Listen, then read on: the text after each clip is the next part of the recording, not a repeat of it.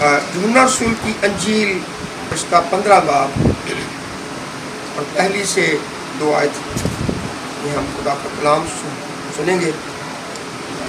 خداوند کے کلام مقدس میں لکھا ہے، ہم نکالیں یوحنا رسول کی انجیل 15 باب پہلی سے 2 آیت، پھر آہستہ آہستہ ہم 10 آیت تک ہم آہستہ آہستہ جائیں گے۔ آج کا میسج تفسیری میسج ہے، تفسیری بات ہے، آج ہم تھوڑا اس میں سے سیکھیں گے۔ خداوند کے کلام مقدس میں لکھا ہے، یوحنا رسول کی انجیل اس کا 15 باب اور اس کی پہلی سے 2 آیت میں لکھا ہے، انگور کا حقیقی درخت میں ہوں اور میرا باپ باغبان ہے۔ جو ڈالی مجھ میں ہے اور پھل نہیں لاتی، اسے وہ کاٹ ڈالتا ہے، اور جو پھل لاتی ہے اسے چھانٹتا ہے تاکہ زیادہ پھل لائے۔ خداوند کے کلام مقدس کا پڑھا اور سنا جانا ہم سب کے لیے باعث برکت ٹھہرے، اور خداوند کے نام کو جو نہایت بزرگ ہے عزت اور جلال ملے۔ خداوند کے کلام کا خوبصورت حصہ مقدس یوحنا رسول کی انجیل میں سے پڑھا گیا ہے۔ تو اس 15ویں باب میں یسوع مسیح نے اپنے آپ کو انگور کا حقیقی درخت کہا ہے، اور اپنے باپ کو جو خدا باپ ہے باغبان کہا ہے۔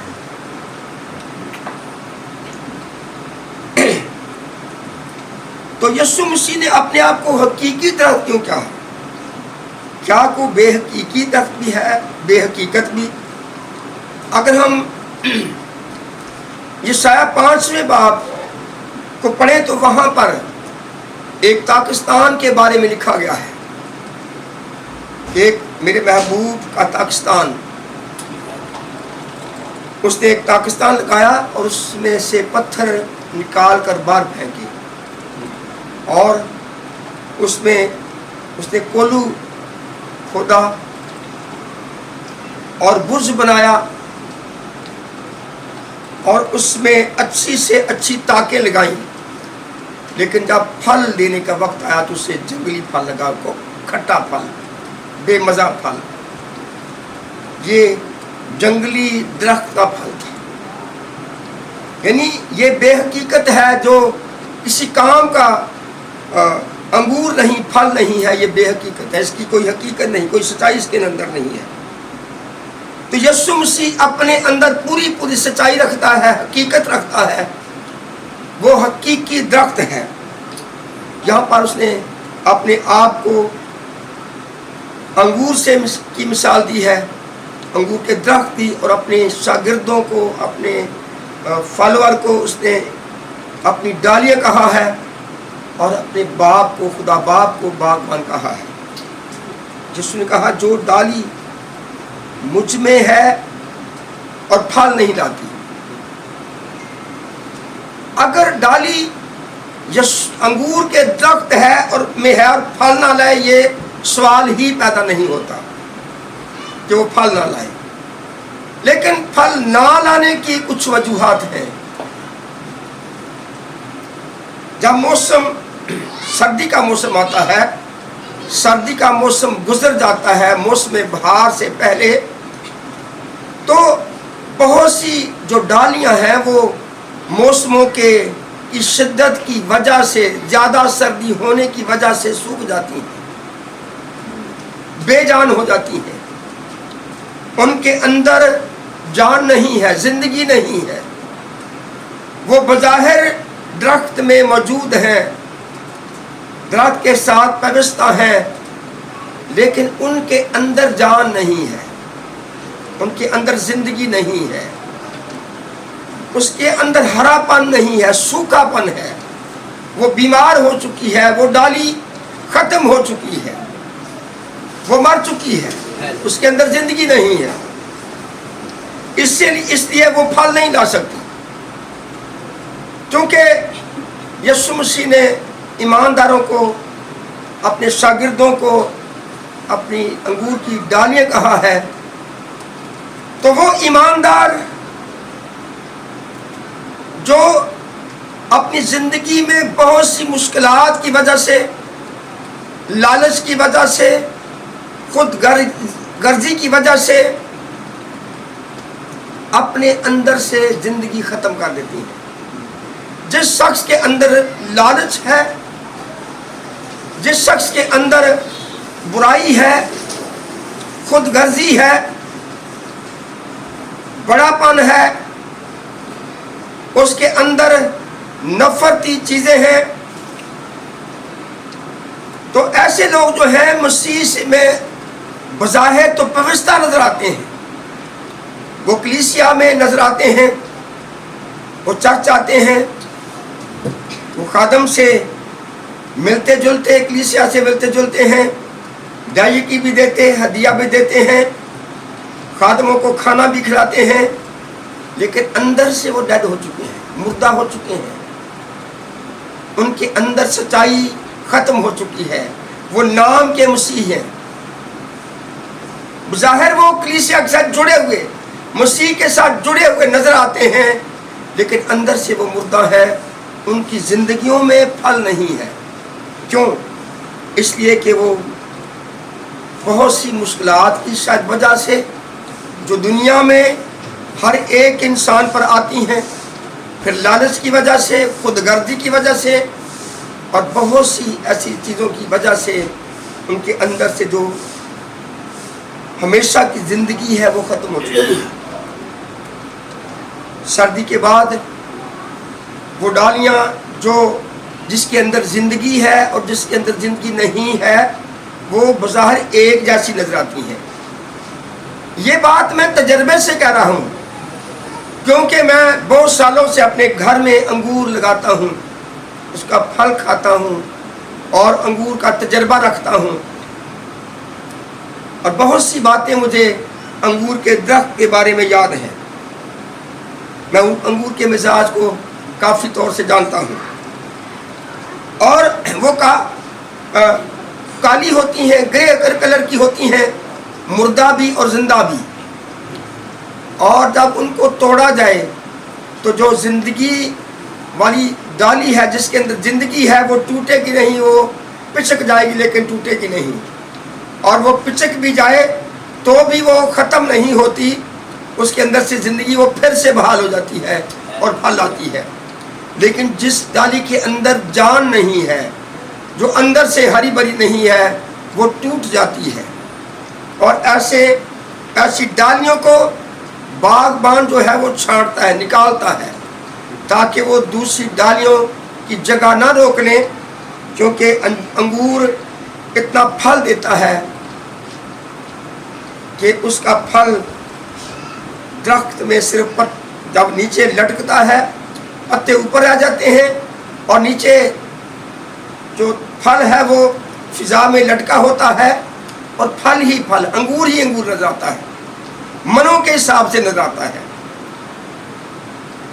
جو باغبان اپنے انگور کی صحیح نگہداشت کرتا ہے، اسے گوڑی دیتا ہے، اس کے چوگرد تھالا کھودتا ہے، کھاد دیتا ہے، وقت پر پانی دیتا ہے، اس کی کاٹ چھانٹ کرتا ہے، اس کو ٹھیک ترتیب سے اسے بانسوں پر یا کسی اور جگہ پر چڑھاتا ہے تو وہ بہت زیادہ پھل لاتا ہے. اسی طرح ایک ایماندار جب خدا کے ہاتھوں میں رہتا ہے تو خدا جو باغبان ہے اس کی کاٹ چھانٹ بھی کرتا ہے، اور اسے اس کی گوڈی بھی کرتا ہے، پانی بھی دیتا ہے، کھاد بھی دیتا ہے، اور وہ پھلدار ہوتا ہے، بہت زیادہ پھلدار ہوتا ہے. لیکن یہاں مجھے ابھی ایک بات جو کھاد کے تعلق سے وہ یاد آ رہی ہے، میں اس کو بیان کرتا جاؤں گا. ایک ایماندار کی کھاد کیا ہے؟ ایک ایماندار کی کھاد جو ہے اس کی آزمائشیں ہیں، اس کی مشکلاتیں ہیں، اس کے دکھ اور روگ ہیں، جن میں سے وہ مسیح کے ساتھ رہ کر گزرتا اور شکر گزاری سے وہاں سے گزرتا ہے. خدا کے ساتھ پیوستہ ہو کر خدا کے ساتھ جڑا رہتا ہے، اور ان مصیبتوں سے آزمائشوں میں سے گزر جاتا ہے اور فتح مند ہوتا ہے، فتح مندی سے گزرتا ہے، اس کی زندگی میں بہت زیادہ پھل ہوتا ہے، پھل ہی پھل نظر آتا ہے، تھوڑا نہیں، پھل ہی پھل نظر آتا ہے۔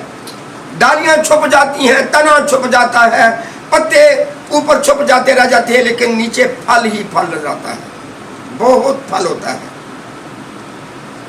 آپ اگر نیٹ پر کسی انگور کو دیکھیں جس نے تصویر دی ہو اپنی انگور کی، تو پھر آپ کو اندازہ ہو جائے گا کہ وہ پھل کتنا ہوتا ہے، وہ بے اندازہ پھل ہوتا ہے۔ درخت کو پھل اٹھانا مشکل ہو جاتا ہے۔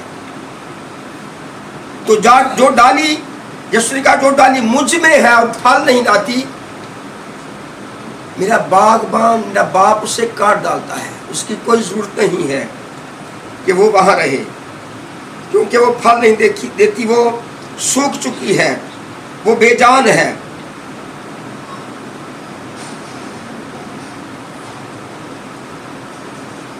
اور جو لکھا ہے، اور جو ڈالی پھل لاتی ہے اسے چھانٹتا ہے تاکہ زیادہ پھل لائے۔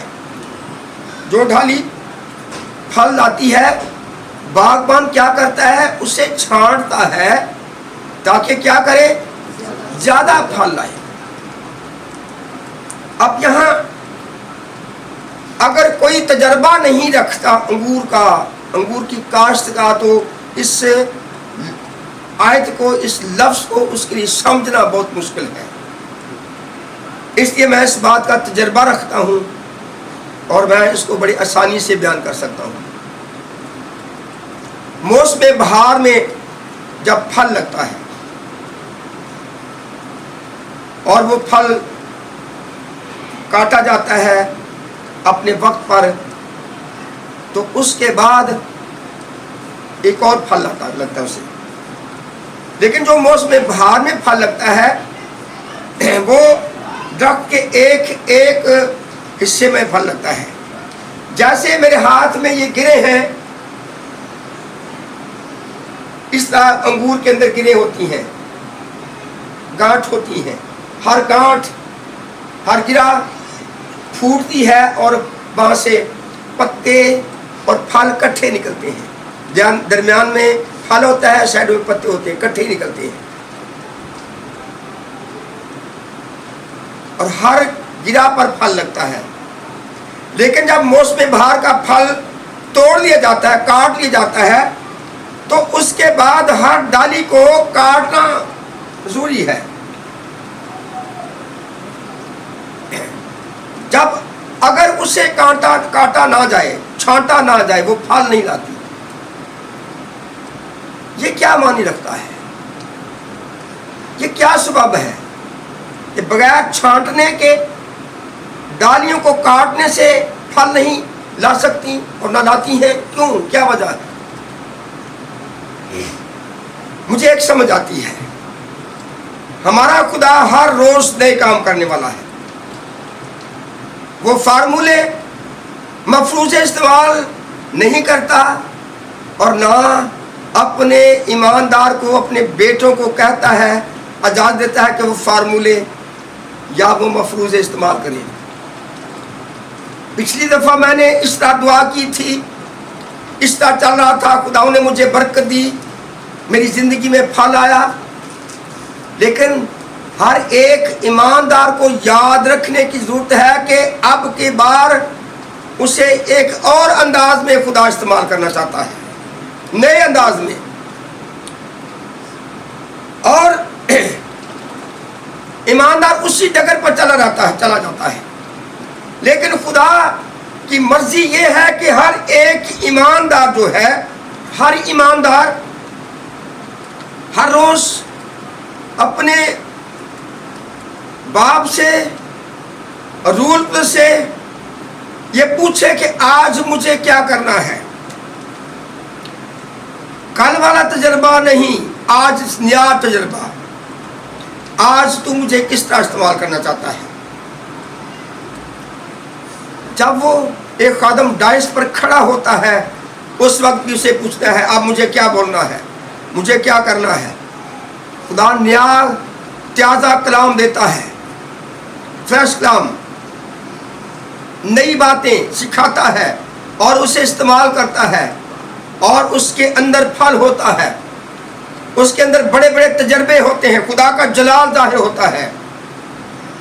ڈالی ایک دفعہ پھل دے کے اسی ڈگر پر وہ بڑھتی جاتی ہے، لیکن ایماندار کو خدا کہتا ہے رک جا، ٹھہر جا، آگے نہیں بڑھنا، ٹھہر جا، جو پھل تو دے چکا ہے بڑا اچھا تھا، لیکن اب تو ٹھہر جا، ذرا جہاں تو کھڑا ہے رک جا، آگے نہیں بڑھنا، اب آگے میری مرضی سے بڑھنا ہے۔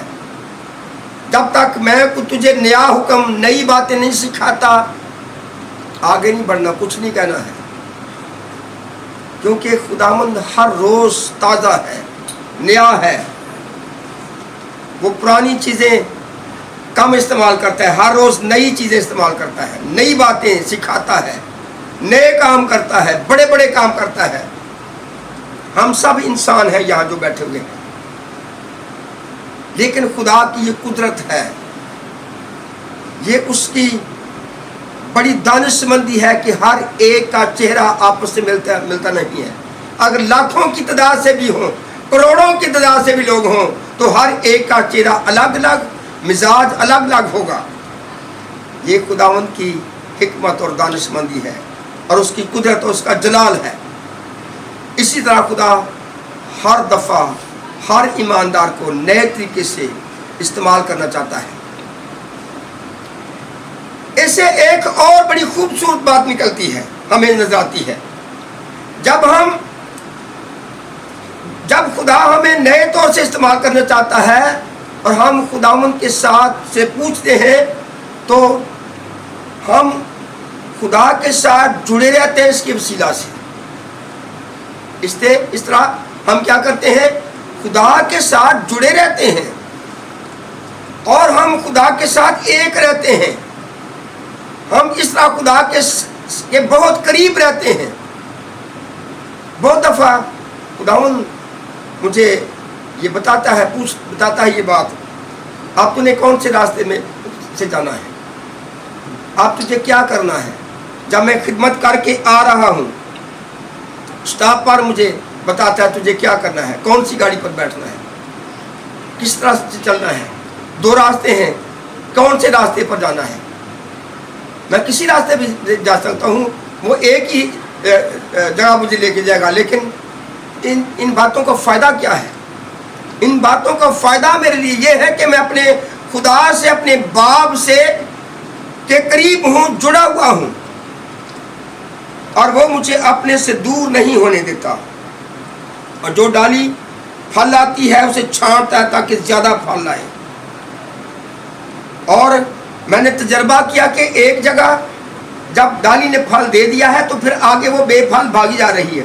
بہت دفعہ میں یہاں پھل دیا تو آگے بھاگ جا رہی، میں یہاں سے کاٹ دیتا ہوں، جب یہاں سے کاٹتا ہوں یہاں سے پھر پھل نکلتا ہے۔ اگر زیادہ پھل چاہیے، اگر کوئی ایماندار چاہتا ہے کہ اس کی زندگی میں خدا قدرت کے ساتھ کام کرتا جائے، تو پھر وہ ہر وقت اس کے ساتھ جڑا رہے، لپٹا رہے، اور اپنی مرضی نہ استعمال کرے، خدا کی مرضی پر چلے، تو پھر اس کی زندگی میں پھل ہی پھل ہوگا، وہ بے پھل نہیں رہ سکتا۔ لیکن اپنی اگر مرضی ہی سے چلتا جا رہا ہے، ٹھیک ہے، تو پھر پھل نہیں لگے گا۔ ایک ملازم جو ہے وہ 8 گھنٹے کام کرتا ہے۔ کتنے گھنٹے کام کرتا ہے؟ 8 گھنٹے۔ اگر وہ اپنے مالک کا 10 گھنٹے بھی کام کرے اور اس کی مرضی سے نہ کام کرے، تو اس کا مالک کہے گا تو نے کیا کیا ہے؟ اس کی وجہ کیا ہے؟ وہ کام اسے پسند نہیں ہے جس طرح اس نے کیا ہے۔ اگر ایک ملازم 8 گھنٹے کی بجائے 7 گھنٹے کام کرتا ہے، 6 گھنٹے کام کرتا ہے، لیکن اپنے مالک کی مرضی سے کام کرتا ہے، تو کہے گا شاباش، تو نے بڑا اچھا کام کیا ہے، اب آرام کر، تو نے بہت کام کر لیا ہے، آرام کر۔ اور میں نے اس بات میں خداوند سے کے ساتھ رہ کر تجربہ حاصل کیا ہے. نوکر ہم اس کے ہیں، خادم اس کے ہیں، اگر کام اس کی مرضی کا نہیں کریں گے تو خداوند کہے گا کیا تو نے وقت ضائع کر دیا ہے. میری مرضی سے کام کرنا تھا، جو کچھ میں کہتا ہوں وہ کرنا ہے. جو اپنے مالک کی مرضی سے کام کرتا ہے اسے زیادہ مراد ملتی ہے، اسے زیادہ سہولتیں ملتی ہیں، اسے زیادہ آرام بھی ملتا ہے، اور کبھی کبھی زیادہ کام بھی کرنا پڑتا ہے، لیکن اکثر اس کا مالک آرام دیتا ہے. میں صبح 10 بجے دوپہر کو خدمت کے لیے نکلتا تھا اور 12 بجے تک 11 بجے تک کام کرتا تھا، لیکن خداوند نے کہا نہیں ایسا نہیں کرنا، میری مرضی سے کرنا ہے. اور اس نے مجھے 8 بجے بھی اپنے گھر میں واپس بھیجا. اب تو گھر جائے گا سیدھا، اب خدمت نہیں کرے گا، کام نہیں کرے گا، اب گھر جا، تو تھک گیا ہے.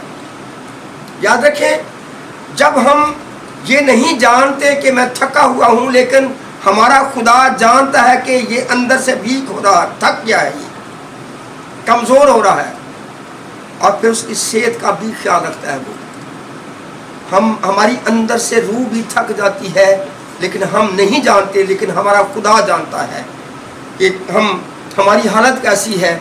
لیکن جب ہم خدا کی مرضی سے کام کریں گے تو پھر وہ ہمیں ہر طرح سے سہولتیں دے گا، آرام دے گا، اور خوش ہوگا کہ تو نے اچھا کام کیا ہے.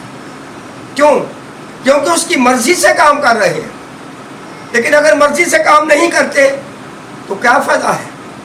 مالک ہی خوش نہیں تو کس لیے کام کر رہے ہیں؟ بہت سے لوگ خدا کا کام ایسے ہی کر رہے ہیں، مالک کو کوئی خوشی نہیں ہے، لیکن ان کا ایک طریقہ کار ہے. جس طرح کل وزٹ کیا تھا، آج بھی ویسے ہی کرنا ہے.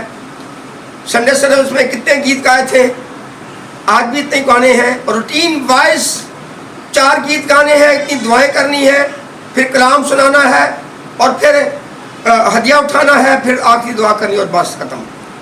یہ تو ہماری ترتیب ہے، لیکن اور ہماری مرضی ہے، لیکن اس میں خدا کی ترتیب اور اس کی مرضی کہاں ہے؟ جب ہم نوکر اس کے ہیں، خادم اس کے ہیں، مزدور اس کے ہیں، بیٹے اس کے ہیں، تو پھر اپنی مرضی کیوں؟ اپنی مرضی سے کام نہیں کرنا، خدا کی مرضی سے کام کرنا ہے. ہاللیلویا. آگے بہت کچھ ہے لیکن کافی ہے آج کے لیے. آئیے ہم خدا کا شکر کرتے ہیں اس کلام کے لیے. جو باتیں سیکھی ہیں یہ ہمیں یاد رہ جائیں، اتنی کافی ہے.